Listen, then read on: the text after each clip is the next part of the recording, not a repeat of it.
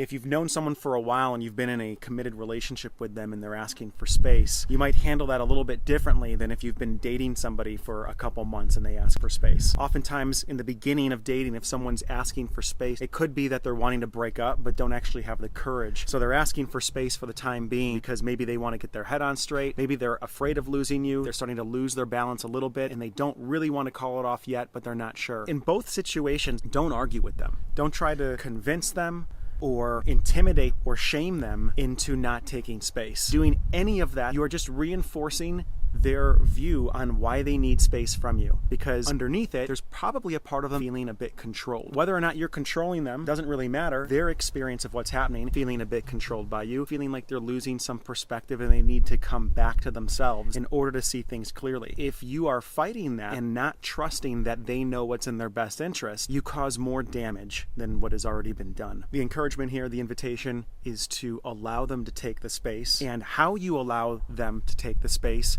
actually can determine whether they come back and how fast they come back into conversation with you. Allow them to take the space from a place of being centered, understanding, and not fighting it. They will most likely feel safer, come back in and maybe talk about what's actually happening. So you don't have control over whether they take space or not. They are within their right fully to walk away and take the time that they need. Understand that that might have an impact on you. It could be panic, fear, anger. It doesn't mean that you need to squash revealing that either. It could be that you even let them know, I feel a lot of fear hearing that you want to take space, and at the same time I want to respect what you're asking for. Or, wow, you're needing space again. Okay, that really makes me angry, and at the same time too, I respect that you know it's best for you. I'll be here. How much time do you need? We're not only just revealing maybe how it makes us feel, if it feels appropriate, we also are maybe trying to get some type of time frame. And if they can give you a time frame in the moment, great. If they're taking space and you guys are both in a really charged place, trying to get some type of time frame of when they're going to come back and discuss this with you is not actually going to be possible. I understand it's a difficult situation. This can be a very messy situation to be in. So if you're in it right now, I feel you. Here's the thing.